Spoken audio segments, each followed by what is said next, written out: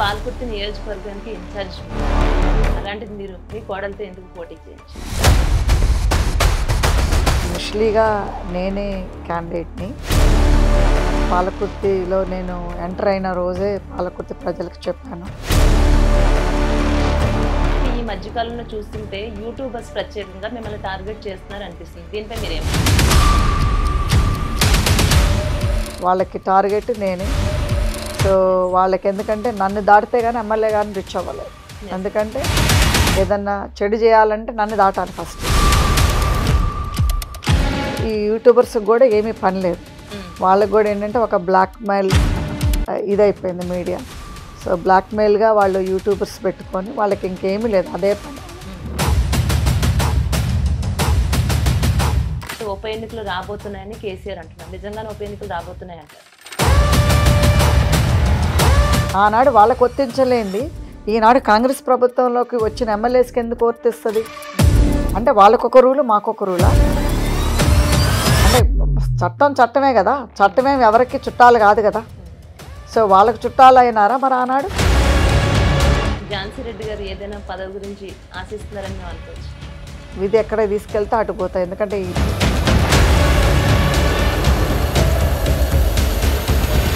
రాజకీయాల్లోకి వస్తుంది అనుకుందే జరిగింది కాబట్టి ఏదొచ్చినా కానీ. అంటే ఎక్కడో అమెరికా నుంచి వచ్చారు, పదవులు దక్కించుకున్నారు, తర్వాత అంతా తడ్డపుట్ట సర్దుకుని వెళ్ళిపోతారు, ఇలాంటి మాటలు మీ చెవిని కూడా చాలా మీరు వినే ఉండొచ్చు. ఇట్లాంటి వాళ్ళకి మీరేం సమాధానం చెప్తారు? సో అలాంటిది మేము అమెరికాకి 6 నెలలకు ఒకసారి పోతే తప్పేం లేదు, పోతాము. సో అందుట్లో తప్పేం లేదు కదా. ఎందుకంటే ఇప్పుడు ఇక్కడ ఉన్న పాలిటిషియన్సే వెళ్ళి అమెరికాలో కూర్చొని అమెరికాలో ఇన్వెస్ట్మెంట్స్ చేసుకుంటున్నారు. అలాంటిది మేము అమెరికాలో ఇన్వెస్ట్మెంట్ చేసుకొని అక్కడ డబ్బులు తీసుకొచ్చి ఇక్కడ వీళ్ళకి దాన ధర్మాలుగా ఖర్చు పెడుతున్నాం. మీ చిన్ననాటి బాల్యంలో జరిగినటువంటి కొన్ని సంఘటనలు మా వీధి 1977లో అసలు తెలుగు మాట్లాడే వాళ్ళే ఉండేవాళ్ళు కాదు, అసలు ఇండియా వాళ్ళే ఉండేవాళ్ళు కాదు. ఎంతవరకు తెల్లోళ్ళు నల్లోళ్ళు వీళ్ళ వరకే ఉండేవాళ్ళు, వేరే దేశవస్తులు ఎక్కువ ఉండేవాళ్ళు. నల్లోళ్ళు అయినా చాలా తక్కువ ఉండేవాళ్ళు ఆ టైంలో. సో అయితే అప్పుడు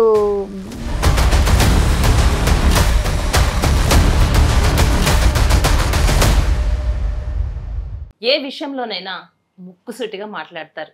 తానే కాంగ్రెస్ సీనియర్ నాయకురాలు ఝాన్సీ రెడ్డి గారు ఈరోజు మనతో పాటు ఉన్నారు. అలాగే యశస్విని రెడ్డి గారి అత్తగారు కూడా తాను పాలకుర్తి నియోజకవర్గం ఎమ్మెల్యే గారి అత్తగారు ఈరోజు మనతో పాటు ఉన్నారు. మేడం నమస్తే అండి. నమస్తే. ఎలా ఉన్నారు మ్యామ్? గుడ్ బాగున్నాం. ఈ సందర్భంగా మిమ్మల్ని ఎలా కలవడం చాలా సంతోషంగా ఉంది. మ్యామ్ ఎలా ఉన్నారు? గుడ్ బాగున్నాం. అందరు ఎస్పెషలీ మా పాలకుర్తి ప్రజల దయ వల్ల అందరం బాగున్నాం.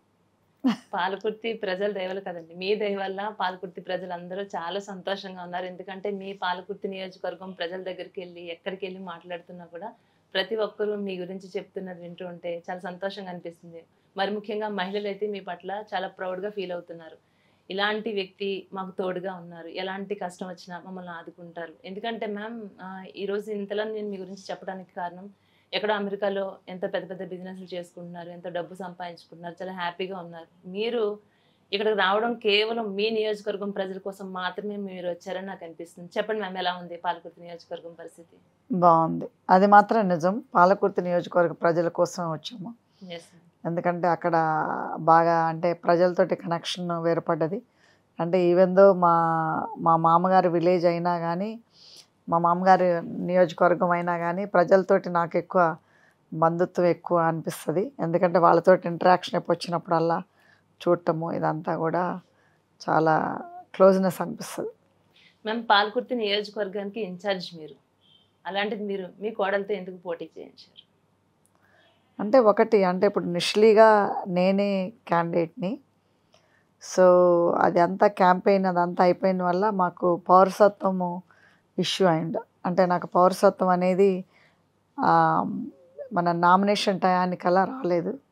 దానివల్ల నా చిన్న కోడలు అయినట్టు యశస్విని రెడ్డిని తీసుకురావాల్సి వచ్చింది.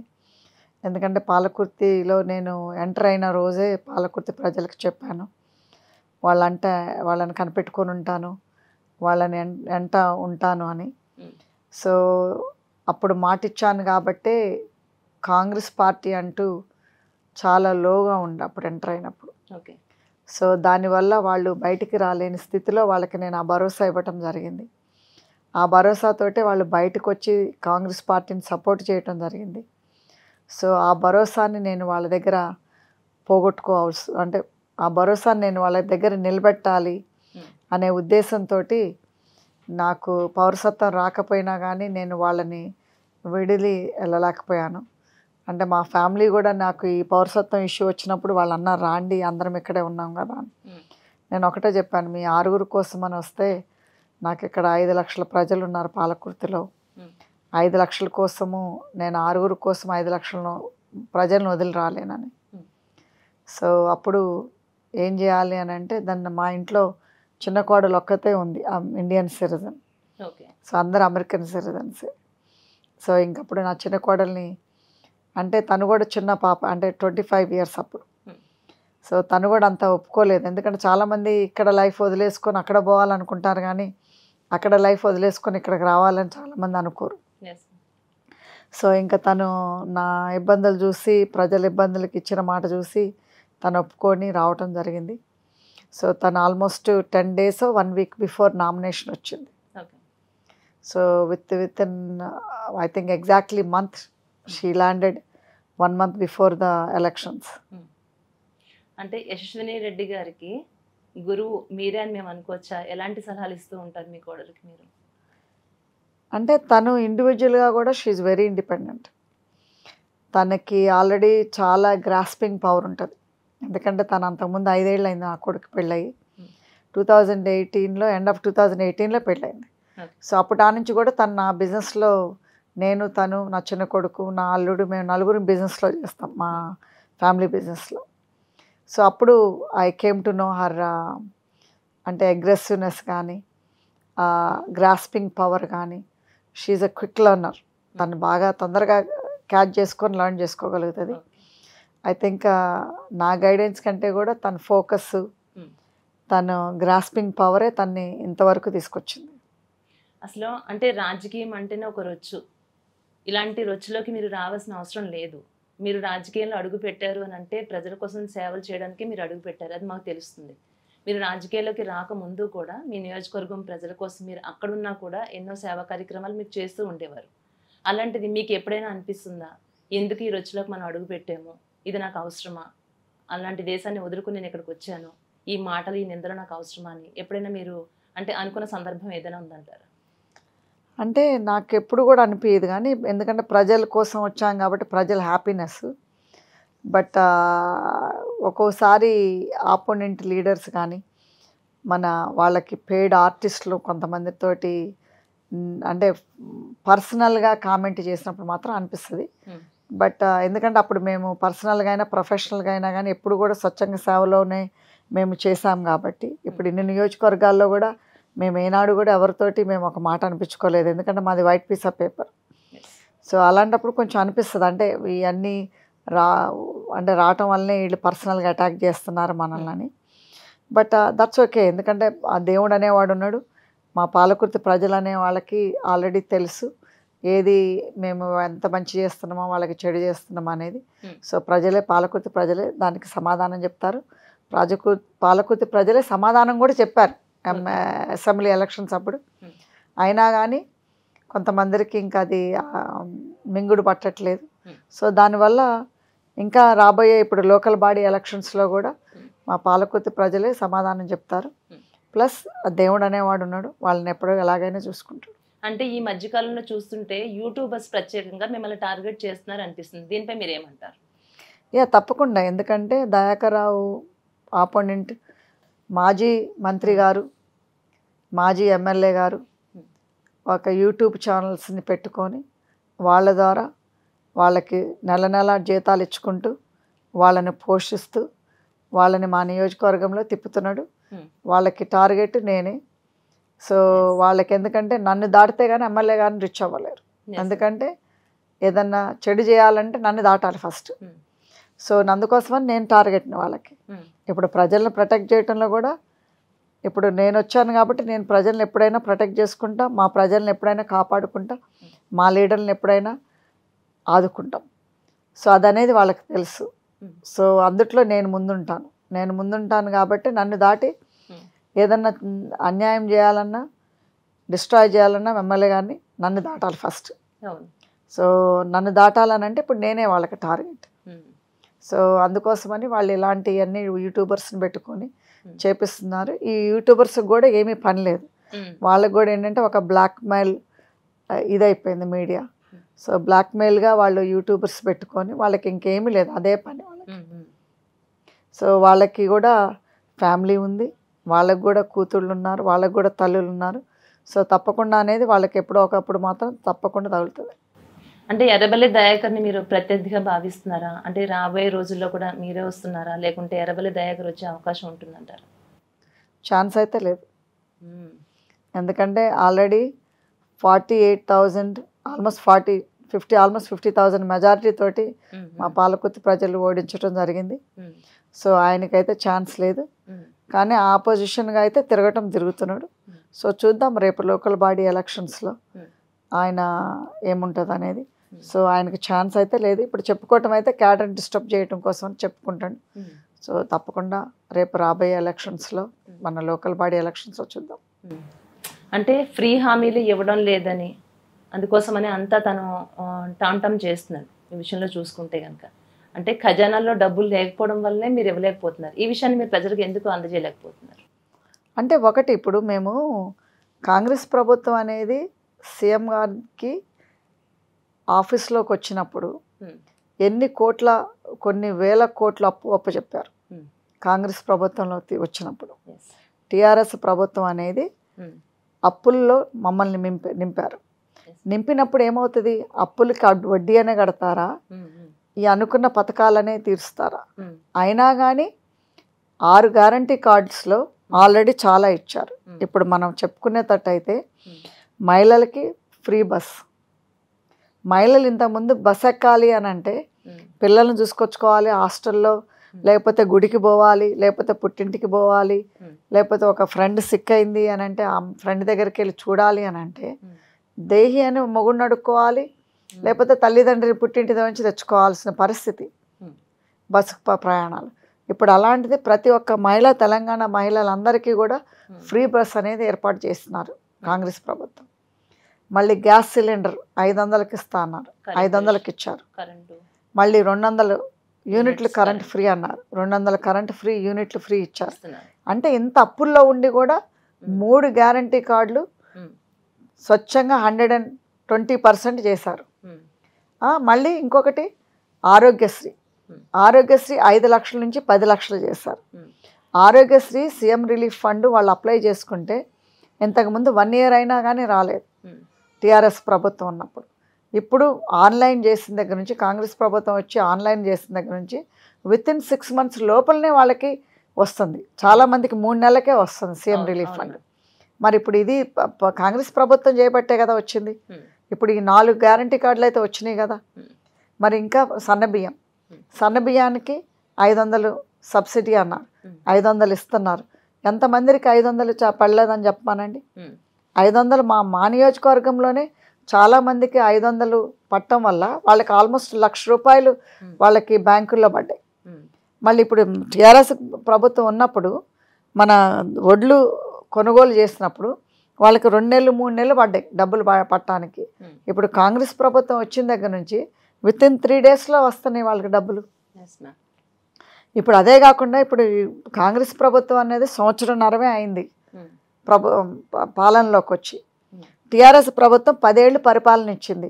10 ఏళ్ళ పరిపాలనలో వాళ్ళ అన్నయ్య కూడా ఇంతవరకు అమలు చేయకుండా ఆల్రెడీ వెళ్ళిపోయినారు. సో మరి కాంగ్రెస్ ప్రభుత్వం ఏం కాదు కదా, 1.5 టీఆర్ఎస్ ప్రభుత్వం 1.5 ఎన్ని అమలు చేసింది, కాంగ్రెస్ ప్రభుత్వం 1.5 ఎన్ని అమలు చేసింది. మాట్లాడితే రైతు బంధు రాలేదని అంటారు. రైతు బంధు ఆల్రెడీ 4 ఎకరాల వాళ్ళకి వచ్చింది. కానీ రైతు బంధు కంటే కూడా 3 అంతలు 4 అంతలు ఎక్కువ రుణమాఫీ ఉంది. ఇప్పుడు రుణమాఫీ కాంగ్రెస్ ప్రభుత్వం రుణమాఫీ 2 లక్షల రుణమాఫీ చేసింది.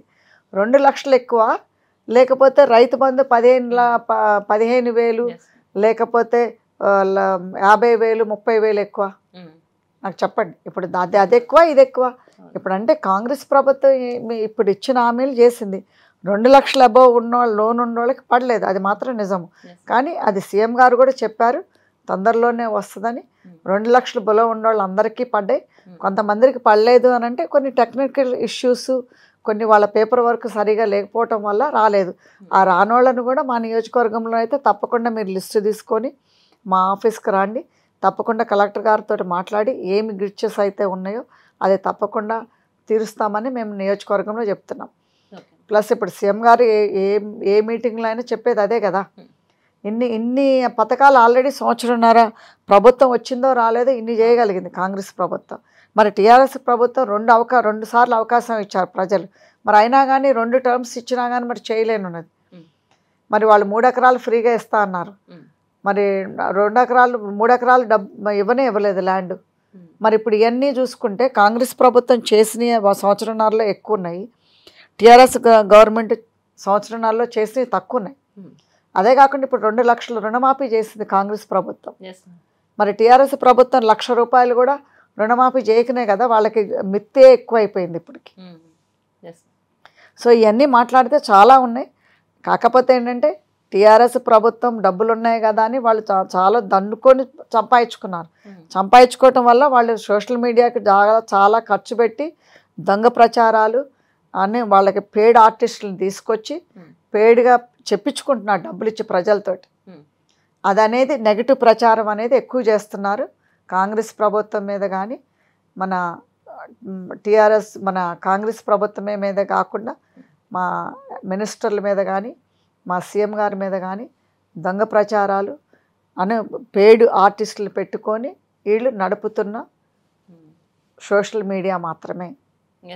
గ్రౌండ్ లెవెల్లోకి వస్తే రియల్గా గ్రౌండ్ లెవెల్లోకి వస్తే బాగుంది. ఎందుకంటే వాళ్ళకి ఆల్రెడీ లబ్ధిదారులు అందరూ హ్యాపీగానే ఉన్నారు. కాకపోతే అంటే ఎవరో ఒకళ్ళు రానోళ్ళు తోటిపోయి 100 మందికి చెప్తున్నారు, వచ్చిన వాళ్ళు చెప్పుకోవట్లేదు. అంతేగాని చెప్పుకోనంత మాత్రాన పథకాలు అమలు అవ్వలేదనో లేకపోతే పథకాల వల్ల ఎవరు లబ్ధి పొందలేదనే కాదు. అలాగే మేము అంటే అసలు మీరు లోకల్ కాదని, మీరు అమెరికాలో ఉన్నారని, గతంలో ఏ విధంగా రచరచ చేశారో అది మీకు తెలుసు. ఇప్పటికీ కూడా మీ పట్ల అంటే ఎంత పావులు కదుపుతున్నారని మీకు తెలుసా? అంటే వాళ్ళు మొదటి దగ్గర నుంచి కూడా మా మీద ఒక భూతద్దం తోటి చూశారు. ఏమని, మేము అమెరికా నుంచి వచ్చినాము, ఇక్కడ అడ్జస్ట్ అవ్వలేము, ఈ వెదర్కి, ఈ వాతావరణానికి, ఈ లైఫ్ స్టైల్కి ఉండలేము. ప్లస్ మాకు అక్కడ ఫ్యామిలీస్ ఉండటం వల్ల మేము ఫ్యామిలీలో వదిలిపెట్టుకొని ఉండలేము, మేము అమెరికా వెళ్ళిపోతాము, ఎలక్షన్స్ అయిన తర్వాత అత్తాకోడలు చదువుకొని సూట్ కేసులు చదువుకొని వెళ్ళిపోతారని బాగా ప్రచారం చేశారు. మీరు చూసేటట్టయితే పాలకుర్తి నియోజకవర్గంలో మేమిద్దరం మహిళలం అయినా కానీ మగోళ్ళ కంటే ఎక్కువ తిరుగుతున్నాం. దయాకర్ రావు గారు ఎప్పుడు తిరుగుతున్నాడు?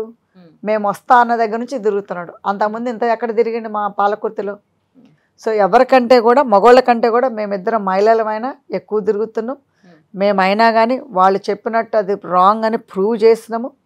సో మా మీద ఏమీ ప్రూవ్ చేయడానికి లేదు ఇప్పుడు వాళ్ళకి. సో అందుకోసమని ఈ యూట్యూబర్స్ని పెట్టుకొని పెయిడ్ ఆర్టిస్టులను పెట్టుకొని వాళ్ళ ద్వారా పెయిడ్ అంటే జనాలకు డబ్బులు ఇచ్చి మాట్లాడిస్తున్నారు టీఆర్ఎస్ వాళ్ళతోటి. అంటే ఎర్రబెల్లి దయాకర్ రాజకీయ చాణక్యానికి మీరు తట్టుకోగలరా? ఎందుకంటే గతంలో ఆయన చెప్పాడు లాస్ట్ టైం ఏంటంటే, నేను ఇప్పుడు ఓడిపోతున్నాను, అది నాకు తెలుసు, నేను ఇప్పుడు గెలవనని, నెక్స్ట్ టైం నేను ఖచ్చితంగా గెలవబోతున్నాను అని చాలా కాన్ఫిడెంట్గా చెప్తున్నాడు ఆయన. అంటే మీలో ఏమైనా లోపాలు కనిపించాయి అనుకుంటున్నారా? ఏమంటారు దీనికి మీరు? తప్పకుండా నేనైతే ఛాలెంజ్ చేస్తున్నా. అదే ఛాలెంజ్ తోటి పోయినసారి 2013లో మా ఎమ్మెల్యే గారిని గెలిపించుకున్నాం. అదేవిధంగా ఈసారి రాబోయే ఎలక్షన్స్లో మేము లోకల్ బాడీ ఎలక్షన్స్ అందరు సర్పంచ్ని, ఎంపీటీసీని, ఎంపీపీలని, జెడ్పీటీసీని కల్పించుకుంటాం, గెలిపించుకుంటాం. మళ్ళీ అదే కాకుండా నెక్స్ట్ ఎలక్షన్స్లో కూడా మా ఎమ్మెల్యే గారిని గెలిపించుకుంటాం. అది రాసి పెట్టుకోండి. Okay ma'am. అదే ఛాలెంజ్ తోటి 2013లో కూడా మా ఎమ్మెల్యే గారిని దగ్గర 50,000 మెజారిటీ తోటి గెలిపించుకున్నాం. మేమే కాదు, మా ప్రజలు కూడా అంతే విధంగా క్లారిటీ తోటి ఉన్నారు పాలకుర్తి నియోజక ప్రజలు. మేము ఇక కేసీఆర్ విషయానికి వద్దాం. అంటే ఉప ఎన్నికలు రాబోతున్నాయని కేసీఆర్ అంటున్నారు. నిజంగానే ఉప ఎన్నికలు రాబోతున్నాయి అంటారా? తెలియదు. అంటే ఇంకా మనకి హైకోర్టు ఇంకా జడ్జిమెంట్ ఇవ్వలేదు కదా, ఇవ్వాలి కదా. మరి అదే అట్లా ఇప్పుడు సరే ఇప్పుడు అంటున్నారు కరెక్టే. మరి 2018లో వాళ్ళు చేసిన పని అదే కదా. 2018లో కాంగ్రెస్ ఓడిపోయింది, అప్పుడు టీఆర్ఎస్ గెలిచింది. మరి ఆనాడు ఎంతో మంది ఎమ్మెల్యేలు వాళ్ళు కొనుక్కొని తీసుకొచ్చుకున్నారు టీఆర్ఎస్లోకి. మరి ఆనాడు మరి వాళ్ళకి పేపర్లు పంపిస్తే హైకోర్టు నుంచి, కోర్టు నుంచి, మరి వాళ్ళు ఆల్రెడీ 2 టర్మ్స్ అయిపోయినాయి కదా. మరి ఆల్రెడీ ఇది అయిన తర్వాత కూడా 2018లో ఒక టర్మ్ అయిపోయింది. సో అదేవిధంగా ఈసారి టర్మ్ అయిపోతుంది. ఆనాడు వాళ్ళకు వర్తించలేంది ఈనాడు కాంగ్రెస్ ప్రభుత్వంలోకి వచ్చిన ఎమ్మెల్యేస్కి ఎందుకు వర్తిస్తుంది? అంటే వాళ్ళకొక రూలు, మాకొక రూలా? అంటే చట్టమే కదా, చట్టమే ఎవరికి చుట్టాలు కాదు కదా. సో వాళ్ళకు చుట్టాలు అయినారా మరి ఆనాడు? మరి ఇదే ప్రశ్న మేము అడుగుతాము కదా కాంగ్రెస్ ప్రభుత్వంలో. ఇప్పుడు కాంగ్రెస్ ప్రభుత్వంలో మేమున్నాము, మరి మేమే అడుగుతున్నాం ఈరోజు. అంటే చట్టం మీకు చుట్టాలు అయింది ఆ రోజు, మరి మీకు వర్తించింది మాకెట్లా వర్తిస్తుంది? మా ఎమ్మెల్యేలకి ఎట్లా వర్తిస్తుంది? వర్తించదు. సో ఇదంతా వాళ్ళు తప్పు ప్రచారం చేస్తున్నారు. క్యాడర్ని కన్ఫ్యూజ్ చేయాలి, లీడర్ని కన్ఫ్యూజ్ చేయాలి. ఇప్పుడు క్యాడర్ని, లీడర్ని వాళ్ళ టీఆర్ఎస్లోకి మార్చుకోవడం కోసమని ఇదంతా చేసే ప్రాపగాండా. అంటే అసెంబ్లీకి రాకపోయినా కూడా ఫామ్ హౌస్లో కూర్చుని కథ నడిపిస్తున్నారు ఆయన. అంటే నేను ప్రతి ఒక్కరికి కూడా గట్టిగా ఢీ కొడతాను, నన్ను ఎదుర్కొనే వాళ్ళే లేరు, ఈ విధంగా తను మాట్లాడటం జరుగుతుంది. ఏ ధీమాతో అంతలా మాట్లాడగలుగుతున్నారు కేసీఆర్? నేను చెప్తున్నాను కదా, వాళ్ళకి ఏంటంటే ఒక సోషల్ మీడియా ప్లాట్ఫామ్ పెట్టుకున్నారు. ఏదో స్కెచ్ గీసినట్లు అనిపిస్తుంది. వాళ్ళు మాత్రము సోషల్ మీడియా ద్వారా ఒక స్కెచ్ చేసుకున్నారు. ఆ స్కెచ్ ద్వారా వాళ్ళు పోతున్నారు. కానీ బట్ మా ముఖ్యమంత్రి గారు కూడా అంత ఈజీ పర్సన్ ఏమి కాదు. సో వాళ్ళకు కూడా ఢీ కంటే ఢీ కొట్టే అంత ముఖ్యమంత్రి కాబట్టే కాంగ్రెస్ ప్రభుత్వం లోలో ఉన్నప్పుడు కూడా తను వచ్చిన తర్వాత కాంగ్రెస్ ప్రభుత్వం ఇంతవరకు వచ్చి ఎంతమందిని ఎమ్మెల్యేలను గెలిపించుకోగలిగారు, ఎంతమందిని మినిస్టర్ని గెలిపించుకోగలిగారు, ఎంతమందిని మినిస్టర్ని, ఎంత మంచి మంచి మినిస్టర్లు ఉన్నారు మా కాంగ్రెస్ పార్టీలో. ఇప్పుడు అందరూ కూడా కష్టపడే వాళ్ళు ఉన్నారు. సో వీళ్ళందరూ కూడా ఉన్నప్పుడు వాళ్ళు చేయలేరు. సో సాధ్యం కాదు. ఇప్పుడు మా అందరూ ముఖ్యమంత్రి గారు కానీ, మినిస్టర్లు గారు కానీ, ఎమ్మెల్యే గారు కానీ వాళ్ళకి సందంటూ ఇవ్వరు. అంటే ఒకరేమో నెక్స్ట్ ముఖ్యమంత్రి బీసీ ముఖ్యమంత్రి అవుతారు అంటున్నారు, మరొకరు చూస్తుంటే ఈ రెడ్డి ముఖ్యమంత్రి అనేది రేవంత్ రెడ్డితోనే లాస్ట్ అయిపోతుంది, ఇంకా మళ్ళీ రెడ్డి అనే పర్సన్ ముఖ్యమంత్రి అవడానికి అవకాశం లేదని అంటున్నారు. ఈ డిస్టర్బెన్స్ అంతా ఎందువల్ల వస్తుంది అంటారు? అంటే ఇప్పుడు వీళ్ళు ఏం చేస్తున్నారంటే, ఇప్పుడు పొలిటికల్గా ఎదుర్కోలేక ఇదొక క్యాస్ట్ సిస్టాన్ని ప్లే చేస్తున్నారు. ఓకే. సో ఇప్పుడు ముఖ్యమంత్రి రెడ్డి అవుతారా ఇంకొకళ్ళు అవుతారా అనేది కాదు కదా. ఇప్పుడు ఇక్కడ ఎవరు క్వాలిఫై ఉంటే వాళ్ళు అవుతారు, అంతేగాని ఒక క్యాస్ట్ చూసానో ఇవ్వలేదు కదా. ఇప్పుడు సోనియా గాంధీ గారు ఆనాడు ఆ రోజు తెలంగాణ ఇచ్చింది అని అంటే ఆమె ఏం చేసి ఇచ్చింది? ప్రజల స్పందన చూసి ఇచ్చింది. ప్రజలు ఎట్లా ఇదవుతున్నారు, ప్రజలు ఎట్లా ఇప్పుడు బలిదానం అవుతున్న ప్రజల కోసం ఇచ్చింది. అదేవిధంగా ఇప్పుడు ఈరోజు సీఎం గారిని నిలబెట్టుకున్నారు, ఒక రేవంత్ రెడ్డి గారిని నిలబెట్టుకున్నారు అని అంటే ప్రజల స్పందన, ఎమ్మెల్యే స్పందన వల్ల అయ్యారు, అంతేగాని రెడ్డినా ఇంకొక క్యాస్టా అనేది కాదు కదా. సో ఇప్పుడు ఏంటంటే వాళ్ళకి ఏమీ లేదు కాబట్టి టీఆర్ఎస్ ప్రభుత్వం, బీజేపీ ప్రభుత్వం ఏం చేస్తుందంటే వీళ్ళని రెచ్చగొడుతుంది. రెచ్చగొట్టి మీరు మీదే తగాదా పెట్టుకోండి అని వీళ్ళకి చెప్తున్నది. ఏమని? మీరు ఒక ఈ బీసీది ఇది తీసుకురాండి అనేది. అంతేగాని ఇప్పుడు బీసీలకి న్యాయం చేసింది, ఎస్టీలకి న్యాయం చేసిన ప్రభుత్వం ఏదన్నా ఉంది అని అంటే కాంగ్రెస్ ప్రభుత్వం. ఏ ప్రభుత్వం చేయలేదు కదా. మరి ఇప్పుడు ఈరోజు మహిళల హక్కుల గురించి మాట్లాడుతున్నారు కవిత గారు, వీళ్ళందరూ కూడా. మరి ఆనాడు మహిళల గురించి ఎందుకు మాట్లాడలేదు? ఇప్పుడు మాట్లాడితే ఇప్పుడు టీఆర్ఎస్లో ఇప్పుడు బీఆర్ఎస్ అని అనుకుంటున్నారు కదా. ఇప్పుడు బీఆర్ఎస్లో ఆనాడు టీఆర్ఎస్ఏ కావచ్చు, ఈనాడు బీఆర్ఎస్ఏ కావచ్చు. మరి వాళ్ళలో ఎంతమంది మహిళలు ఉన్నారు? ఎంతమంది మహిళలకు అవకాశం ఇచ్చారు వీళ్ళు? ఇప్పుడు కవిత గారు తప్పితే ఇంకెవరిని ఉన్నారా? పద్మావతి గారు ఉన్నారు. ఇంకా అట్లా మనం ఏళ్ల మీద లెక్క పెట్టచ్చు. అంతా తిప్పి కొడితే 10 years టర్మ్లో 5 మహిళలు కూడా లేరు. ఇద్దరు మినిస్ట్రీలో కానీ, ఇద్దరు ఎమ్మెల్యేలో కానీ కీ పాత్ర పోషించిన వాళ్ళు. సో అలాంటప్పుడు వీళ్ళు ఈరోజు మహిళలకి మేము ఇంపార్టెంట్ ఇస్తాము, బీసీలకి మేము ఇంపార్టెంట్ ఇస్తాము, ఎస్టీలకి మేము ఇంపార్టెంట్ ఇస్తున్నాము, ఈ కాంగ్రెస్ ప్రభుత్వం ఏం చేయలేదని ఈరోజు వాళ్ళే మాట్లాడుతున్నారు.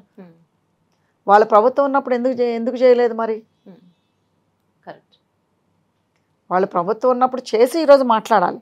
వాళ్ళ ప్రభుత్వం ఉన్నప్పుడు మరి వాళ్ళకు వర్తించదా? అంటే మరి కాంగ్రెస్ ప్రభుత్వం ఉన్నప్పుడే వాళ్ళకు వర్తిస్తుందా ఇవన్నీ నీతులు? సో ఈరోజు ఏంటంటే వాళ్ళు ఒకటి కావాలి అని కాంగ్రెస్ పార్టీని డౌన్ చేయాలని ప్రాపగాండా తప్పితే ఆ రోజు వాళ్ళు చేసింది ఏమీ లేదు.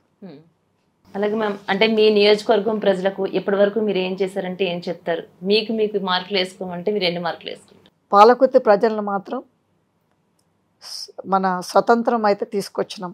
పాలకుర్తిలో పాలకుర్తి ప్రజలు స్వతంత్రంగా బతకగలిగారు ఈరోజు అని అంటే అది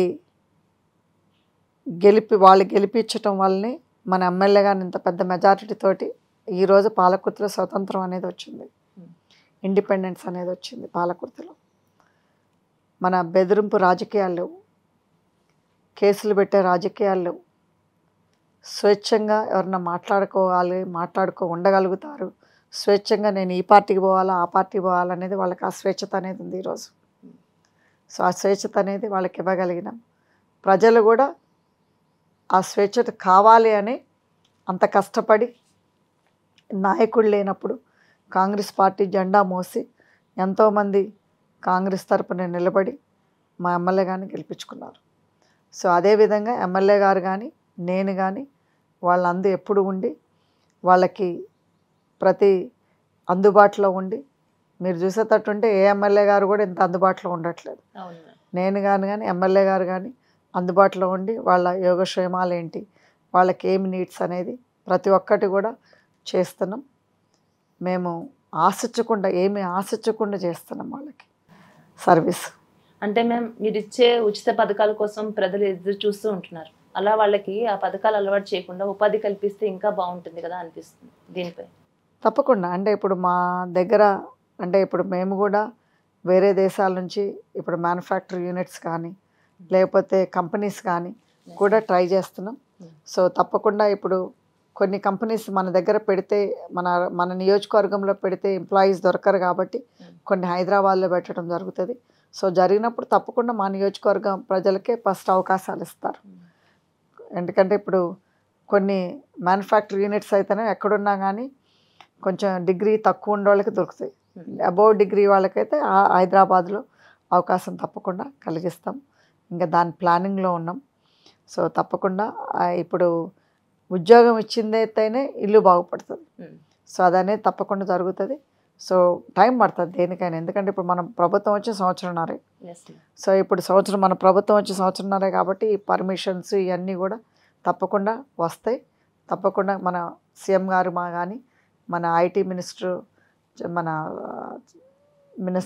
కానీ తప్పకుండా చేస్తారు, అమలు చేస్తారు. అంటే ఇప్పుడు దాని మీద ఇంకా పాలసీస్ అవన్నీ రాయాలి కాబట్టి ఇప్పుడు మన ఐటీ మినిస్టర్ శ్రీధర్ బాబు గారు, మన సీఎం రేవంత్ రెడ్డి గారు కూడా అమెరికా వచ్చారు, వేరే దేశాలు పోయారు. తప్పకుండా చాలా కంపెనీస్ తీసుకొస్తున్నారు. సో ఎంప్లాయ్మెంట్ అనేది క్రియేట్ అవుతుంది. మీరు చూసేటట్టుంటే ఇన్ని 10 ఏళ్ల నుంచి నోటిఫికేషన్ రానోళ్ళకి కూడా ఎన్నో వేల మంది జాబ్స్ మన కాంగ్రెస్ ప్రభుత్వం వచ్చిన తర్వాత వచ్చినాయి. ఇప్పుడు మళ్ళీ టీచర్లు నోటిఫికేషన్స్ కూడా రాబోతుంది. సో తప్పకుండా కూడా ఇవన్నీ ఉద్యోగాలు కూడా కాంగ్రెస్ ప్రభుత్వం వచ్చిన తర్వాతనే వచ్చినాయి. ఝాన్సీ రెడ్డి గారు ఏదైనా పదవి గురించి ఆశిస్తున్నారని మేము అనుకోవచ్చు. అంటే అది మన విధి ఎక్కడ తీసుకెళ్తే అటు పోతాయి. ఎందుకంటే ఇప్పుడు వరకు కూడా మేము అనుకోలేదు రాజకీయాల్లోకి వస్తామని. సో రాజకీయాల్లోకి అనుకోనిదే జరిగింది కాబట్టి ఏదొచ్చినా కానీ నేను సర్వీస్ నాకు ఏ పదవి లేనప్పుడు చేశాను. సో పదవి ఉన్నా లేకపోయినా మా పాలకుర్తి ప్రజలకి చేస్తాను, పాలకుర్తి ప్రజల్ని కాపాడుకుంటాను. వేటా కార్యక్రమం ఆల్రెడీ 10 years నుంచి అమెరికాలో చేస్తున్నారు. మన ఇండియాలో ఎప్పుడు చేస్తున్నారు? నిన్న యాక్చువల్గా 2nd year మేము పాలకుర్తిలో మహిళా దినోత్సవం చేయబట్టి. మహిళా దినోత్సవం మన అమెరికాలో పెట్టిన వేట అనేది 2018లో ప్రారంభించడం జరిగింది అమెరికాలో. సో అమెరికాలో ఆల్రెడీ చాలా సక్సెస్ఫుల్ అయింది వేట. సో అదేవిధంగా కూడా ఇండియాలో వేటా ఇండియా అనేది కూడా తొందరలోనే లాంచ్ చేస్తాం. సో ఎందుకంటే మొన్న ఈ 2 years ఇన్ a row మేము పాలకుర్తిలో చేస్తే చాలా స్పందన వచ్చింది. సో మహిళలకు కూడా వేటా తరపున చాలా సర్వీసెస్ అందజేయాలి. కొన్ని సర్వీసెస్ ఎస్పెషలీ ఎంపవరింగ్ ఉమెన్. అంటే ఇప్పుడు ఇవన్నీ చిన్న చిన్న లొల్లిలు గొడవలు ఇవన్నీ మహిళలకి కామన్గా ఉంటాయి మనందరికి కూడా. కానీ but empowering is very important. ఎందుకంటే ఒక మహిళని ఎంపవర్ చేయగలిగితే ఒక కుటుంబాన్ని మొత్తాన్ని ఎంపవర్ చేయగలుగుతా అనే ఆశతోటి ఉన్నాను నేను. ఎందుకంటే ఎప్పుడైనా కానీ నేను ఒకటే బిలీవ్ చేస్తాను, ఒక మహిళలను కనుక చదివియగలిగితే మన గ్రామం మొత్తం చదివించినట్లు లెక్క. మన మహిళలకు కనుక ఉద్యోగం ఇవ్వగలిగితే ఇంటి లాజులకి ఉద్యోగం ఉన్నట్లు లెక్క. ఎందుకంటే మహిళ ఎప్పుడు కూడా వృధా చేయకుండా ప్రతి ఒక్క పెన్ని అంటే ప్రతి ఒక్క పైసా కూడా తన ఫ్యామిలీ కోసం యూజ్ చేస్తుంది. కాబట్టి ఒక ఉద్యోగం ఒక మహిళకి ఇస్తే ఇంటి లాలకి ఉద్యోగం ఉన్నట్టు. సో అది అనేది ఎప్పుడు నేను భావిస్తాను. కాబట్టి తప్పకుండా ఆ ఎంపవర్మెంట్ అనేది నేను చాలా కాన్సన్ట్రేట్ చేస్తా. ఎందుకంటే నా ఏం ఒకటే, ప్రతి ఒక్క మహిళ కూడా చిన్నగా అయినా పెద్దగా అయినా కానీ వాళ్ళ కాళ్ళ మీద వాళ్ళు నిలబడి ఉండాలి.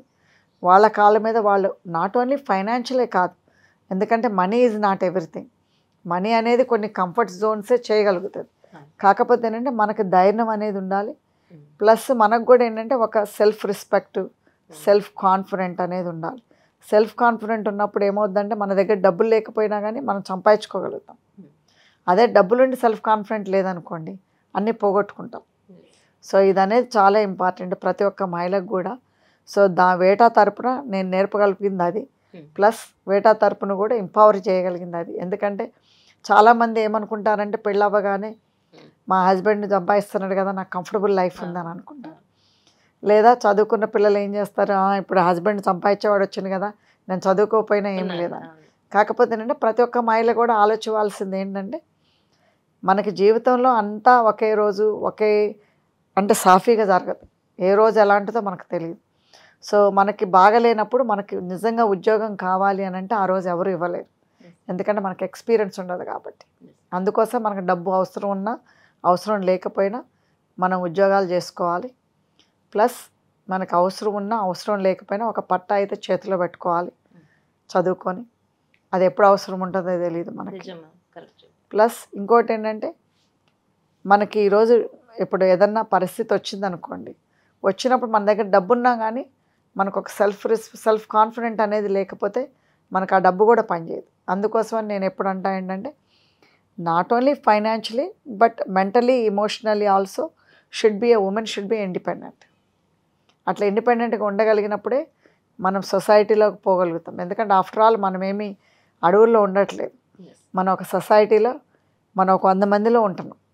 100 మందిలో ఉన్నప్పుడు 100 మంది బాగుంటేనే 100 మందిలో మనం ఒకళ్ళం బాగుండాలనుకోవాలి.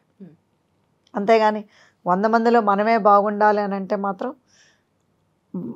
మనకి ఇట్లా కూల్ డౌన్ అయిపోతుంది. అందుకోసం ఇప్పుడు 100 మంది బాగుండి 100 మందిలో మనం బాగున్నాం అనుకోండి, మనం ఒకళ్ళు డౌన్ అయినప్పుడే వాళ్ళు లేపగలుగుతారు మనం. సో ఆ ఉద్దేశం అనేది ఉండాలి ప్రతి ఒక్కళ్ళకి. మ్యామ్ మీరు చారిటబుల్ ట్రస్ట్ ఉంది, ట్రస్ట్ ద్వారా ఎంతోమంది అనాథలు కానీ పేదలు కానీ ఎన్నో సేవా కార్యక్రమాలు చేస్తున్నారు. అంటే భవిష్యత్తులో కూడా ఇదే కొనసాగిస్తారని మేము అనుకోవచ్చు. తప్పకుండా, ఎందుకంటే స్పెషలీ పేద పిల్లలు అంటే ఇప్పుడు మా నియోజకవర్గం చూసేటట్టుంటే భూమి ఏమీ లేకుండా పేద ప్రజలు, అంతకుముందు మేము నియోజకవర్గంలోకి పొలిటికల్గా రాకముందు అంటే కొంచెం బిలో ప్రావర్టీ లైన్ వాళ్ళని కూడా చదివించినాం పిల్లల్ని. అంటే గవర్నమెంట్ సీట్ వచ్చి వాళ్ళకి చదువుకోవడానికి పైసలు లేకుండా ఉన్న వాళ్ళకి చాలామందిని చదివించినాం. ఇప్పుడు లాస్ట్ 30 yearsలో I would say at least 40-50 people, almost కొన్ని 100 మందిని చదివించినాం. ఈ లాస్ట్ 2 years నుంచి ఆల్మోస్ట్ 30 పీపుల్ని చదివిస్తున్నాం. సో వాళ్ళకి డైరెక్ట్గా స్కూల్స్కే డబ్బులు పంపించి చేపిస్తున్నాము. ఎందుకంటే నిజంగా కూడా స్మార్ట్ పిల్లలు, బాగా చదువులో స్మార్ట్ ఉండే వాళ్ళకి గవర్నమెంట్ సీట్లు అయితే వస్తున్నాయి కానీ ఫైనాన్షియల్గా ఉండట్లేదు. సో అలాంటి పిల్లల్ని చదివిస్తున్నాము. సో పొలిటికల్గా వచ్చిన తర్వాత ఏమైందంటే భూమి, ఎందుకంటే ఇప్పుడు భూముల రేట్లు చాలా ఉన్నాయి. బిలో ప్రావర్టీ లైన్ అయినా 3-4-5 acres ఉన్నోళ్ళు ఉన్నట్టే కదా. సో అందుకోసమని అసలు భూమి ఏమీ లేని వాళ్ళని పిల్లల్ని నిజంగా కూడా వాళ్ళకి మంచి చదువులు ఫ్రీ సీట్ వచ్చిన వాళ్ళని తప్పకుండా చదివిస్తున్నాం. సో అదేవిధంగా చాలామంది ఇంతకుముందు మేము కట్టించిన స్కూల్స్లో కూడా చదువుకున్న పిల్లలు నాకు అక్కడక్కడ కనపడతారు, మేడం మీ స్కూల్లో చదువుకున్నాం. చాలా హ్యాపీగా అనిపిస్తుంది. ఎందుకంటే 10 మందికి పనికొచ్చే పని చేయాలనేది నా ఉద్దేశం. ఎందుకంటే ఒక ఇండివిజువల్ పనికొచ్చే కాడికంటే ఇప్పుడు 10 మందికి పనికొచ్చే పని చేసామనుకోండి. ఆ రోజు మేము 1994లో 10 మందికి పనికొచ్చే పని ఏంటి అని అంటే స్కూల్స్. ఎందుకంటే ఆనాడు మా నియోజకవర్గంలో కానీ ఇప్పుడు మేము చాలా నియోజకవర్గాల్లో చేసినాం. ఇప్పుడు పందికుంట ములుగులో చేసాము, మళ్ళీ అశోక్ నగర్ నర్సనపేట నియోజకవర్గంలో చేసాము, మళ్ళీ ఇప్పుడు పాలకుర్తి లో చేసాము, హాస్పిటల్, స్కూల్స్. మళ్ళీ అదేవిధంగా మదెర నియోజకవర్గంలో కూడా చేసాము. సో ఇవన్నీ కూడా ఏంటంటే 10 మందికి పనికొచ్చే పనులు చేస్తే కనీసం ఆ 10 మందిలో ఇప్పుడు ఎంతోమంది చదువుకుంటారు స్కూల్ ఎవ్రీ ఇయర్. చదువుకున్నప్పుడు అందుట్లో కనీసం ఒకళ్ళు ఎవ్రీ ఇయర్ ఒకళ్ళు పైకొచ్చి వాళ్ళ గ్రామాలని వాళ్ళ ఫ్యామిలీని అంటే బాగు చేసుకున్నా కానీ ఒక ఎంతోమందిని బాగుపడతారనే ఉద్దేశంతో చేశాము. సో మా ఏమంతా కూడా ఒకటే, అంటే ఇండివిజువల్గా పనికొచ్చే పనులు అయితే చేయము. సో తప్పకుండా ఇంకా నేను ఫ్యూచర్లో కానీ మా హస్బెండ్ కానీ నేను కానీ ఈ ఫలాంథ్రఫీ వర్క్ మాత్రం కంటిన్యూ చేస్తాం.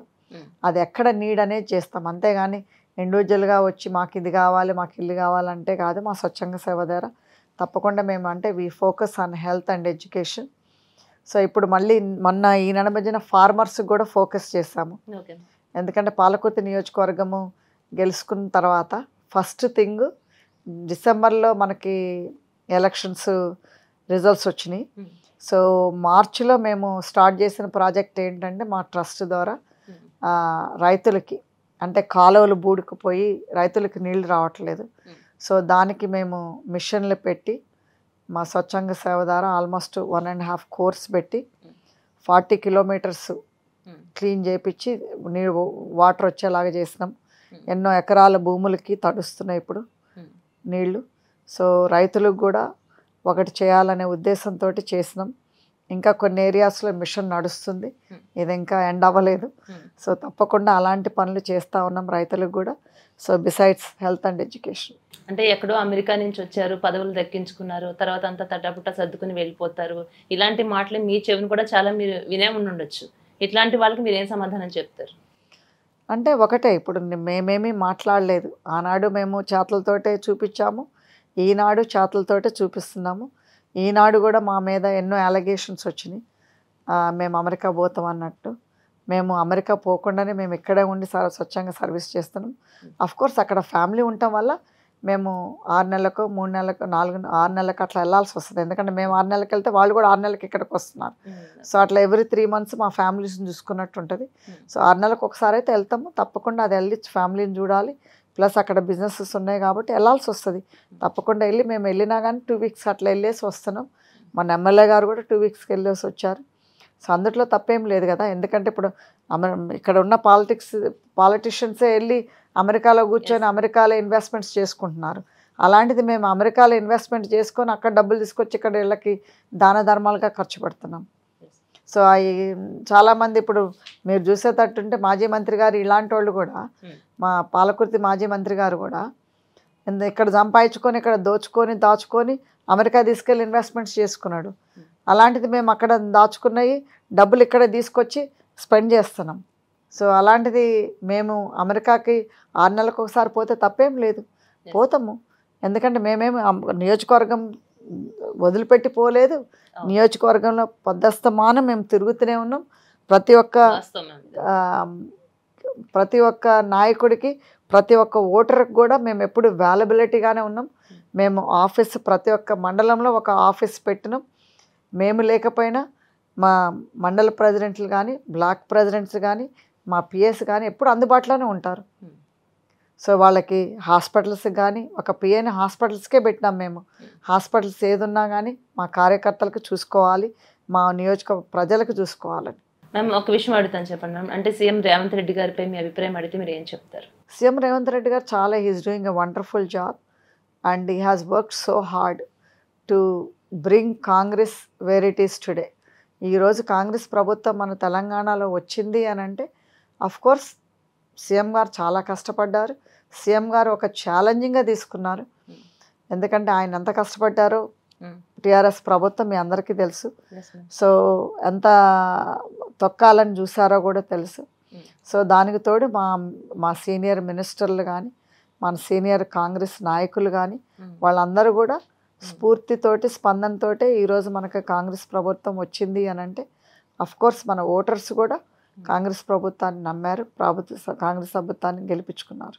అంటే హైకమాండ్ చాలా కోపంగా ఉందని, రేవంత్ రెడ్డి మీద చాలా కోపంగా ఉంది, ఆయన మారుస్తారంటగా కొన్ని వర్గాల నుంచి వినిపిస్తున్నాయండి. ఇట్లాంటి వాటికి అంటే నేను చెప్పాను కదా ఇందాకలా, ఏమనంటే ఇది టీఆర్ఎస్ ప్రభుత్వం అనేవాళ్ళు, టీఆర్ఎస్ బీజేపీ అనేవాళ్ళు, వీళ్ళకి ఏమీ పొద్దుపోవట్లేదు, ఓటం అనేది అంగీకరించలేకపోతున్నారు.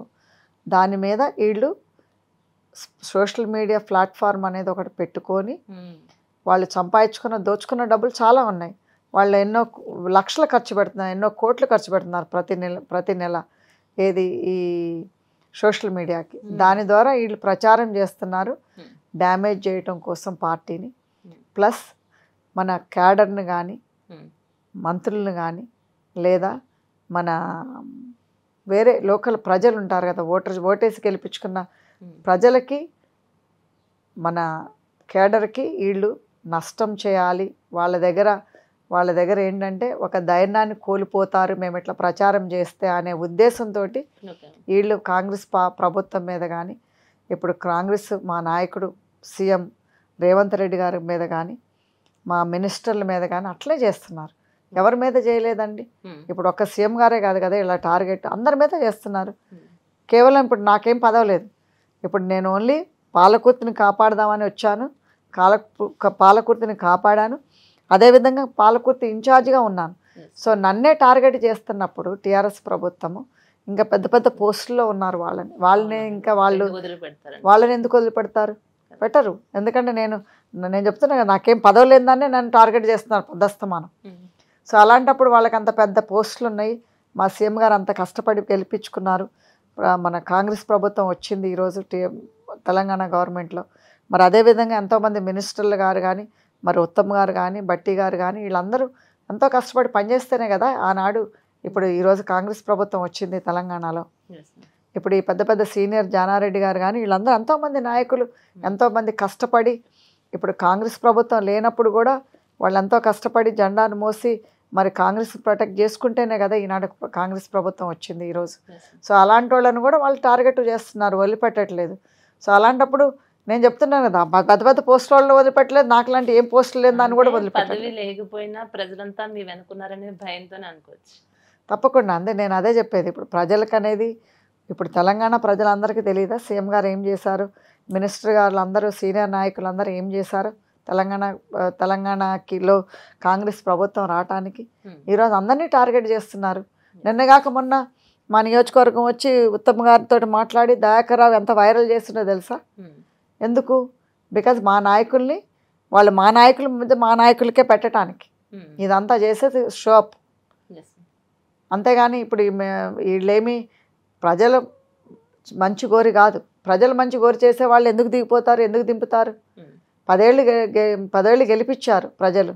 మరి ప్రజలు మంచి కోరే వాళ్ళు, మీరు ప్రజలకు చేసేవాళ్ళు అయితే మీరు 10 ఏళ్లలో చేయలేదు కాబట్టి మిమ్మల్ని దింపారు, మిమ్మల్ని చిత్తు ఓడగొట్టి హై మెజారిటీ తోటి కాంగ్రెస్ ప్రభుత్వాన్ని తీసుకొచ్చారు, కాంగ్రెస్ ప్రభుత్వాన్ని గెలిపించుకున్నారు తెలంగాణ గవర్నమెంట్లో. తెలంగాణ ప్రభుత్వం, తెలంగాణ ప్రజలందరూ కూడా కాంగ్రెస్ పార్టీని గెలిపించుకున్నారు ఈనాడు. మీరు చేస్తే కాంగ్రెస్ పార్టీని ఎందుకు గెలిపించుకుంటారు? సో ఈనాడేదో మీరు పేద బతుకులు బతుకుతున్నారు, మీరు అసలు ఎవరిని వదిలిపెట్టకుండా సోషల్ మీడియా ద్వారా వాళ్ళని డిమోట్ చేయాలని మీరు చేస్తున్నారు. సో ప్రజలు గమనించరా? సో తప్పకుండా గమనిస్తూనే ఉంటారు. మా పాలకుర్తి ప్రజలు కూడా గమనిస్తూనే ఉన్నారు ఎవరినైతే కావాలని ఇది చేస్తున్నారని. ఝాన్సీ రెడ్డి గారి పర్సనల్ లైఫ్లోకి వెళ్తే మ్యామ్, మీరు భరతనాట్యం చాలా బాగా చేస్తారు కదా. ఏంటది? భరతనాట్యమా? నేను అంటే చిన్నప్పుడు నేర్చుకున్నా. సో చిన్నప్పుడు నేర్చుకొని పెళ్ళైనప్పుడు ఆఫ్ చేశాను అనమాట. ఎందుకంటే ఐ డోంట్ నో మా హస్బెండ్ ఎట్లా రిసీవ్ చేసుకుంటారో, ఒక డ్యాన్స్ అని చేసుకున్నా అనే ఉద్దేశం ఉంటుందేమోనని మానేసా. ఎందుకంటే అప్పుడు భరతనాట్యం అంటే వెరీ పాపులారిటీ కాదు. This is I'm talking about 1980s, 82. So 82లో అంత ఇది కాదు కదా. సో బంద్ చేశాను. బంద్ చేసిన తర్వాత మళ్ళీ నా కూతురికి నేర్పించేటప్పుడు మళ్ళీ నా కూతురు, నేను, నా చిన్న కొడుకు నేర్చుకున్నాం. అంటే ఇప్పుడు ఎమ్మెల్యే గారు హస్బెండ్. సో మేము ముగ్గురు బాగా ఇంట్రెస్ట్ తోటి నేర్చుకునే వాళ్ళం. ఎందుకంటే అమెరికాలో ఏమొద్దంటే ఇంకొక ఊరు పోవాలి భరతనాట్యం టీచర్ కావాలంటే. ఎందుకంటే మన తెలుగు వాళ్ళే తక్కువ కదా, అందులో అక్కడే నేర్చుకున్నాం. సో మళ్ళీ వేరే పక్కన ఊరు పోవాలంటే అలాగే ఇంత ముగ్గురం పోతున్నాము కదా. అంటే నా చిన్న కొడుకు చిన్నోడు, అప్పుడు 4 years వాడికి. సో అయితే నా కూతురికేమో ఆల్మోస్ట్ 7 years. తనకి నేర్పిస్తా, మేమిద్దరం కూడా నేర్చుకునేవాళ్ళం. అలాగ మా టైం వేస్ట్ అయిపోవటం ఎందుకు, మళ్ళీ మేము నేర్చుకున్నాం. అంటే నాకు ఎప్పుడు కూడా భరతనాట్యం కానీ వీణా కానీ బాగా ఇంట్రెస్ట్. సో అయితే అప్పుడు నేర్చుకొని మళ్ళీ తర్వాత నా కూతురికి ఇంట్రెస్ట్ లేకుండా అనమాట. మాకున్నంత ఇంట్రెస్ట్ నాకు, నా చిన్న కొడుకున్నంత ఇంట్రెస్ట్ నా కూతురికి లేకుండా. మీ బాబుకి మీకు ఉంది కానీ మీ పాపకి ఇంట్రెస్ట్ లేదు. పాపకి ఇంట్రెస్ట్ లేదు. సో 2 years నేర్చుకున్న తర్వాత మళ్ళీ బంద్ చేసినాం. మళ్ళీ బంద్ చేసి ఇంకా తర్వాత మా చిన్నోడికి బాగా ఇంట్రెస్ట్ ఉండ. అయితే మా వారు అన్నారు, మగపిల్లలకి ఎట్లా నేర్పుతున్నావు డ్యాన్స్ అని. సో ఇంకా దాని తర్వాత బంద్ చేసినాం. సో అంటే ఆడపిల్లలది కదా డ్యాన్స్, మగవాళ్ళది కాదు కదా అని మా వారి ఉద్దేశం. సో ఇంకప్పుడు బంద్ చేసినాం. బట్ ఇంట్రెస్ట్, వెరీ ఇంట్రెస్టెడ్ అంటే భరతనాట్యం కానీ వీణా కానీ. మ్యామ్ మీరు అసలు అమెరికాలో ఉండి వచ్చారంటే అసలు నమ్మబుద్ధి కావడం లేదు మ్యామ్. ఎందుకంటే మన తెలుగు పట్ల అంత స్పష్టంగా మాట్లాడుతున్నారు. కొన్ని సంవత్సరాలు అక్కడ ఉంటేనే ఆటోమేటిక్గా చాలా చేంజెస్ వస్తాయి. చాలా మందిలో చూస్తున్నాం. అన్ని సంవత్సరాల నుంచి మీరు అక్కడ ఉన్నా కూడా మీ పద్ధతి, మీ మాట తీరు, మీరు మాట్లాడే విధానం ప్రతి ఒక్కటి కూడా ఎక్కడ మన దేశాన్ని వదిలి మీరు వెళ్ళారు, అక్కడ నుంచి ఇక్కడికి వచ్చున్నారు అని అంటానికి అసలు నమ్మబుద్ధి కావట్లేదు. Thank you. అంటే మా ఇంట్లో ఒక స్ట్రిక్ట్గా ఉండేది చిన్నప్పుడు. అంటే గడప దాటిన తర్వాత స్కూల్కి పోతాం. అంటే ఇప్పుడు మేము యూజువల్గా మా పేరెంట్స్ అంటే అఫ్కోర్స్ మా ఫాదర్ చనిపోయారు నాకు 5 years అప్పుడు. మా మదర్, వాళ్ళ కజిన్ సిస్టర్స్ వాళ్ళందరూ ఉంటారు అనమాట మా అమ్మ సైడ్. సో అట్లా మేము అమెరికా వెళ్ళినప్పుడు ఏమైందంటే మాకు ఒక స్ట్రిక్ట్ రూల్ ఉండేది. స్కూల్కి వెళ్ళినప్పుడు అమెరికా బట్టలు వేసుకోవచ్చు, అమెరికా లాంగ్వేజ్ మాట్లాడచ్చు. కానీ గడప యువతలకు వస్తే మళ్ళీ ఇండియా బట్టలు వేసుకోవాలి, మళ్ళీ తెలుగులోనే మాట్లాడాలని. సో అట్లా మాకు తెలుగు బాగా అలవాటు అయిపోయింది. ఇంకా అదే ఉద్దేశంతో నా పిల్లలకు కూడా అదే అలవాటు చేశాను. మా పెద్దోళ్ళు ఇద్దరు బాగా తెలుగు మాట్లాడతారు.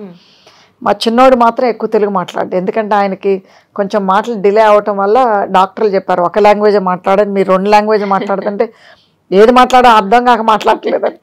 సో అప్పుడు ఏమైందంటే ఒక లాంగ్వేజే మాట్లాడాను వాడితోటి. సో అట్లా వాడితోటి అందుకోసం వాడికి తెలుగు రాదు, కానీ తెలుగు అర్థం అవుతుంది. ఎందుకంటే మా అత్తగారు, మా అమ్మగారు నా దగ్గరే ఉంటారు.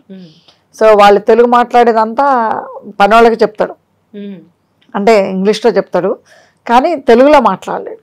కానీ ఇప్పుడు అర్థం అవుతుంది. వాళ్ళ కూతురు ఇక్కడే ఇండియాలోనే స్కూల్కి పోతుంది. ఇప్పుడు ఫుల్ తెలుగు మాట్లాడుతారు నా మనవరాలు, చిన్న మనవరాలు. సో వాళ్ళ డాడీకి నేర్పుతుంది తెలుగు ఇప్పుడే చిన్నగా. వాళ్ళ నాన్నగారికి వాళ్ళ అమ్మాయి నేర్పిస్తుంది వాళ్ళ అమ్మాయి. అంటే ఒక రోజు మీది డీపీలో చూసాను మ్యామ్. నేను చూసినప్పుడు ఫస్ట్ మీరు అనుకోలేదు ఎంత చక్కగా అంటే మీ పాప ఎవరైనా అనుకున్నాను. మళ్ళీ ఎందుకు కరెక్ట్ గా చూస్తే అది మీరే కనిపించారు నాకు. అందుకే డౌట్ వచ్చింది. నేను ఆ రోజు కూడా మిమ్మల్ని అడిగేశాను, పిక్ లో మీరేనా కాదా డౌట్ ఉందని. అంటే మన కల్చర్ని చూడండి, మీరు ఎక్కడున్నా కూడా మన కల్చర్ని అన్ని వాటిని మీరు గౌరవిస్తున్నారు చూడండి. నిజంగా చాలా హ్యాపీ అనిపించింది ఆ రోజు చూసి. ఇక్కడ ఇండియాలో ఉంటూ అన్ని వెస్ట్రన్ స్టైల్ కావాలని అసలు దాన్ని మర్చిపోతున్నాం అంతా కూడా. అలాంటిది మీరు మన దేశంలో లేకుండా ఆ దేశంలో ఉన్నా కూడా దానికి ఎంత రెస్పెక్ట్ చేస్తున్నారంటే చాలా హ్యాట్స్ ఆఫ్ మ్యామ్. నిజంగా హ్యాపీ అనిపించింది మ్యామ్. ఇంకా కొన్ని మీ చిన్ననాటి బాల్యంలో జరిగినటువంటి కొన్ని సంఘటనలు మా వీఫెన్స్ ప్రేక్షకుల కోసం సరదాగా మీ చిన్ననాటి జ్ఞాపకాలు ఏమన్నా కొన్ని చిరిపనులు ఏవో చేసే ఉంటారు ఖచ్చితంగా. అంటే చిన్ననాటి అంటే మోస్ట్ ఇంపార్టెంట్ థింగ్ ఈజ్ నాకు ఇక్కడ 6వ తరగతి అప్పుడు నేను అమెరికా వెళ్ళాను. Okay ma'am. ఇక్కడ 6వ తరగతి కూడా తెలుగు మీడియంలో చేశాను. సో అమెరికా పోయినప్పుడు అసలు తెలుగే ఉండదు కదా. ఆ రోజుల్లో 1977లో మేము అమెరికా వెళ్ళాం. 1977లో అసలు తెలుగు మాట్లాడే వాళ్ళే ఉండేవాళ్ళు కాదు, అసలు ఇండియా వాళ్ళే ఉండేవాళ్ళు కాదు. ఎంతవరకు తెల్లోళ్ళు, నల్లోళ్ళు వీళ్ళ వరకే ఉండేవాళ్ళు. వేరే దేశవస్తులు ఎక్కువ ఉండేవాళ్ళు కాదు. అంటే ఇప్పుడంటే చాలామంది ఏజెంట్స్ చైనా, జర్మనీ అట్లా వచ్చేవాళ్ళు. కానీ ఆ రోజుల్లో మేము వెళ్ళిన 1977లో తెల్లోళ్ళు, నల్లోళ్ళు ఇద్దరే ఉండేవాళ్ళు. సో నల్లోళ్ళైనా చాలా తక్కువ ఉండేవాళ్ళు ఆ టైంలో. సో అయితే అప్పుడు నేను వెళ్ళినప్పుడు నాకు అసలు ఇంగ్లీష్ వచ్చేది కాదు. సో మళ్ళీ ఇంగ్లీష్ వస్తే అసలు ఇలా వాళ్ళు మాట్లాడేది అర్థమయ్యేది కాదు. నేను ఇంకా ఏడ్చుకుంటూ కూర్చునేదాన్ని. సో వాళ్ళు ఏం చేశారు, మళ్ళీ నన్ను 6వ తరగతిలో ఉన్నదాన్ని మళ్ళీ 4వ తరగతిలో వేశారు. 4వ తరగతిలో వేశారు భాష రావట్లేదని. సో అప్పుడు కొంచెం చాలా కష్టమైంది. అంటే నాకు అప్పుడు అమ్మమ్మ పెంచింది అప్పుడు నన్ను చిన్నప్పుడు. సో అమ్మమ్మని చాలా మిస్ అయ్యాను, అంటే అమెరికా వెళ్ళిన కొత్తలో. సో అప్పుడు నేను మా అమ్మతోటి ఫైట్ చేయడం జరిగింది. ఏమనంటే, నేను అమ్మమ్మ దగ్గరికి వెళ్ళిపోతా ఇండియాకి, నాకు ఇక్కడ అమెరికా నచ్చలేదు, నాకు ఇక్కడ వీళ్ళు మాట్లాడేది అర్థం కావట్లేదు, మళ్ళీ నేను 6వ తరగతిలో ఉంటే 4వ తరగతిలో వేశారు అని అప్పుడు బాగా మిస్ అయ్యి ఇండియా వెళ్దాం అనుకున్నాం. మా అమ్మకి నేను ఒక్కదాన్నే అనమాట. సో మా అమ్మ కూడా ఉండలేదు నేను లేని, అంటే అబ్బాయిలు కూడా లేరు, ఎవరు లేరు. సో నేను ఓన్లీ చైల్డ్. సో మా అమ్మేమో నువ్వు లేని నేను ఎట్లుంటా, నీకోసమే కదా అమెరికా వచ్చిందని మా అమ్మ. సో అప్పుడు కొంచెం బాగానే స్ట్రగుల్ అయింది. అదొక ఇన్సిడెంట్ ఐ రిమెంబర్ చైల్డ్హుడ్. మళ్ళీ అఫ్కోర్స్ మా నాన్న చనిపోయినప్పుడు మాత్రం నాకు 5 ఏళ్ళు. సో అప్పుడు మా నాన్న చనిపోయినప్పుడు ఎట్లా అంటే ఇండియాలో ఉండగానే చనిపోయినట్టు. మా నాన్న ఇండియాలో నేను ఉన్నప్పుడే చనిపోయాడు. ఎందుకంటే మా నాన్న also very politically active person. మా father was unanimous sarpanch for 40 years in that village. మాకు శీలం సిద్ధారెడ్డి గారు వాళ్ళు చుట్టాలు అవుతారు. అంటే మా ఫాదర్ శీలం సిద్ధారెడ్డి గారు కజిన్స్ అవుతారు. అంటే సేమ్ ఇంటి పేరు శీలం. సో అట్లా మా నాన్న వాళ్ళ ఫ్యామిలీ అంతా కూడా very active in the village. So మా నాన్న అప్పుడు అంటే ఆపోజిషన్ వాళ్ళు చంపేశారు, అంటే పాయిజన్ పెట్టేసి పాన్లో. సో అప్పుడు we went through hard time. అంటే మా మదర్ వాజ్ వెరీ అంటే ఎమోషనల్లీ డిస్టర్బ్డ్. అండ్ అప్పుడు ఏమైందంటే మా అమ్మ ఇంకప్పుడు అమెరికా తీసుకొని నన్ను పోవటానికి అది కారణం, మా నాన్న డెత్. మా నాన్న అట్లా కనుక డెత్ కనుక అవ్వకపోతే మేము ఇక్కడే ఉండేవాళ్ళం. సో అప్పుడు ఏంటంటే కక్షలు ఎట్లా ఉండేయంటే ఫ్యామిలీని మొత్తము ఇది చేసేవాళ్ళు. సో అప్పుడు ఏమైందంటే మా మదరు ఇంకా నేను నా బిడ్డని ఇక్కడ పెంచను, నా బిడ్డని నేను ఇక్కడ ఇలాంటి అట్మాస్ఫియర్లో పెంచను, నాకు ఒక్కతే బిడ్డని మా అమ్మ నన్ను తీసుకెళ్ళిపోయారు అమెరికాకి. సో అప్పుడు దట్ వాజ్ మై అంటే మా ఫాదర్ ఫినిష్ చేయలేని దాన్ని నన్ను పంపించారేమో అనిపిస్తుంది ఒక్కోసారి. ఎందుకంటే మేము ఏనాడు అనుకోలేదు పొలిటికల్గా వద్దామని. సో ఆల్ ద సడన్ జరిగింది ఇదంతా కూడా. ఎప్పుడు కూడా మాకు పొలిటికల్గా అంటే ఏనాడు కూడా ఏ ఇంటర్వ్యూలో కూడా పొలిటికల్లో రామనే చెప్పాను. మీరు నా ఇంటర్వ్యూలు చేసేటట్టుంటే సో చాలామంది పొలిటికల్లో వస్తారా, పొలిటికల్లో రాండి మేడం అని అడిగినప్పుడు కూడా మేము రామని చెప్పాను. ఇంతకుముందు మాకు 2014లో పిలుపు వచ్చింది పొలిటికల్లో రమ్మని పార్టీస్ నుంచి. 2018లో వచ్చింది, 2018 ఎలక్షన్స్లో 2017లో వచ్చింది, రామని చెప్పాము. సో అట్లా చాలా విషయాల్లో కూడా ఎందుకంటే రాలేంది పొలిటికల్ అంటే దూరంగా ఉంది కూడా అన్నేళ్ళు, బికాజ్ మా ఫాదర్కి ఏం జరిగింది అనే ఉద్దేశంతో. సో అలాంటిది ఆల్ ద సడన్ మళ్ళీ మేము అందుట్లోకే వచ్చాము అని అంటే మా మదర్ ఇప్పటికే అంటారు, నిన్ను ఆ అట్మాస్ఫియర్లోంచి అవే ఫ్రమ్ తీసుకొని వెళ్ళినా కానీ మళ్ళీ నువ్వు వచ్చి అదే బుడుగులో పడ్డావని. అంటే ఒక్కోసారి అనిపిస్తుంది అంటే డెస్టినీ అనేది మనం తప్పించుకోలేం. ఎందుకంటే ఇప్పుడు అన్ని బిజినెసెస్ ఉన్నాయి మాకు అమెరికాలో, అంత ఎస్టాబ్లిష్ ఫ్యామిలీ, ఇది అవసరం లేదు. కానీ బట్ ఇది ప్రజల కోసం వచ్చాము, కానీ అది డెస్టినీ అట్లా రాసిపెట్టిందేమో అనిపించింది. ఆ రోజు అడగటము, వాళ్ళు రావటము, మళ్ళీ మమ్మల్ని ఇక్కడ ఎవరు విన్నయ్య వాళ్ళు లేరు అంటే మాజీ మంత్రి మీద అని మమ్మల్ని తీసుకురావటము, ఇవన్నీ కూడా చాలా కోఇన్సిడెంట్గా జరిగినాయి. సో అట్లా I believe it's destiny. And ఇవన్నీ సంఘటనలన్నీ చూసుకుంటే మళ్ళీ వెనక తిరిగి చూసుకుంటే అనిపిస్తుంది అన్ని రోజులు మేము పొలిటికల్ ఇంట్రెస్ట్ లేదన్నోళ్ళం అప్పుడు ఆ క్షణంలో పొలిటికల్గా ఎందుకు ఎట్లా వచ్చామనిపిస్తుంది. అందుకోసం ఒక్కోసారి అనిపిస్తుంది వాట్ ఎవర్ మా ఫాదర్ ఫినిష్ చేయలేంది నన్ను పంపించి ఫినిష్ చేయించుకుంటున్నారేమో. అంటే మనం అనుకుంటాం కదా కొన్ని మనము చేయలేని మన పిల్లల ద్వారా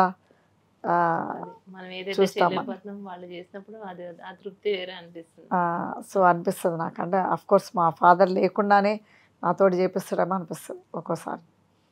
లేకపోతే అసలు మేము ఎప్పుడు డ్రీమ్ కూడా చేయలేదు ఇండియా వచ్చి ఇట్లా ఉండగలుగుతాము, ఇండియా వచ్చి ఇట్లా అడ్జస్ట్ అవ్వగలుగుతాము, ఇండియా వచ్చి ఇట్లా పొలిటికల్గా వస్తాము ఒకరోజు అనేది.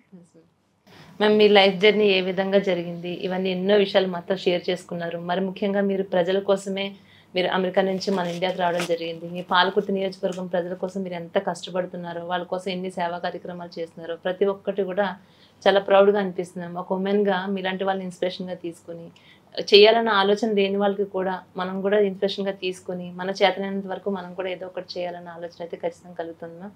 Thank you ma'am, thank you so much మీ వాల్యుబుల్ టైం మా కోసం కేటాయించినందుకు. Once again wish you all the best. Thank you ma'am. Palakurthi నియోజకవర్గానికి ఇన్ఛార్జ్, అలాంటిది మీరు మీ కోడలతో ఎందుకు పోటీ చేయొచ్చు? ఇనిషియలీగా నేనే క్యాండిడేట్ని. పాలకుర్తిలో నేను ఎంటర్ అయిన రోజే పాలకుర్తి ప్రజలకు చెప్పాను. ఈ మధ్యకాలంలో చూస్తుంటే యూట్యూబర్స్ ప్రత్యేకంగా మిమ్మల్ని టార్గెట్ చేస్తున్నారు అనిపిస్తుంది, దీనిపై మీరేమో? వాళ్ళకి టార్గెట్ నేనే. సో వాళ్ళకి ఎందుకంటే నన్ను దాటితే కానీ ఎమ్మెల్యే కానీ రిచ్ అవ్వలేదు. ఎందుకంటే ఏదన్నా చెడు చేయాలంటే నన్ను దాటాలి ఫస్ట్. ఈ యూట్యూబర్స్కి కూడా ఏమీ పని లేదు. వాళ్ళకి కూడా ఏంటంటే ఒక బ్లాక్ మెయిల్ ఇదైపోయింది మీడియా. సో బ్లాక్ మెయిల్గా వాళ్ళు యూట్యూబర్స్ పెట్టుకొని వాళ్ళకి ఇంకేమీ లేదు, అదే పని. ఉప ఎన్నికలు రాబోతున్నాయని కేసీఆర్ అంటున్నారు. నిజంగానే ఉప ఎన్నికలు రాబోతున్నాయి అంటారు. ఆనాడు వాళ్ళకు వర్తించలేంది ఈనాడు కాంగ్రెస్ ప్రభుత్వంలోకి వచ్చిన ఎమ్మెల్యేస్కి ఎందుకు వర్తిస్తుంది? అంటే వాళ్ళకొక రూలు మాకొక రూలా? అంటే చట్టమే కదా, చట్టమేమి ఎవరికి చుట్టాలు కాదు కదా. సో వాళ్ళకి చుట్టాలు అయినారా మరి ఆనాడు? ఝాన్సీ రెడ్డి గారు ఏదైనా పదవి గురించి ఆశిస్తున్నారని మేము అనుకోవచ్చు. విధి ఎక్కడ తీసుకెళ్తే అటు పోతాయి. ఎందుకంటే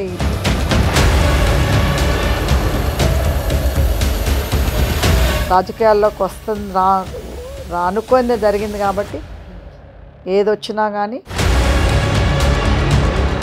అంటే ఎక్కడో అమెరికా నుంచి వచ్చారు, పదవులు దక్కించుకున్నారు, తర్వాత అంతా తడ్డపుట్ట సర్దుకుని వెళ్ళిపోతారు, ఇలాంటి మాటలు మీ చెవిని కూడా చాలా మీరు వినే ఉండొచ్చు. ఇట్లాంటి వాళ్ళకి మీరేం సమాధానం చెప్తారు? సో అలాంటిది మేము అమెరికాకి 6 నెలలకు ఒకసారి పోతే తప్పేం లేదు, పోతాము. సో అందుట్లో తప్పేం లేదు కదా. ఎందుకంటే ఇప్పుడు ఇక్కడ ఉన్న పాలిటిషియన్సే వెళ్ళి అమెరికాలో కూర్చొని అమెరికాలో ఇన్వెస్ట్మెంట్స్ చేసుకుంటున్నారు. అలాంటిది మేము అమెరికాలో ఇన్వెస్ట్మెంట్ చేసుకొని అక్కడ డబ్బులు తీసుకొచ్చి ఇక్కడ వీళ్ళకి దాన ధర్మాలుగా ఖర్చు పెడుతున్నాం. మీ చిన్ననాటి బాల్యంలో జరిగినటువంటి కొన్ని సంఘటనలు మా వీపు 1977లో అసలు తెలుగు మాట్లాడే వాళ్ళే ఉండేవాళ్ళు కాదు, అసలు ఇండియా వాళ్ళే ఉండేవాళ్ళు కాదు. ఎంతవరకు తెల్లోళ్ళు నల్లోళ్ళు వీళ్ళ వరకే ఉండేవాళ్ళు, వేరే దేశవస్తులు ఎక్కువ ఉండేవాళ్ళు. నల్లోళ్ళు అయినా చాలా తక్కువ ఉండేవాళ్ళు ఆ టైంలో. సో అయితే అప్పుడు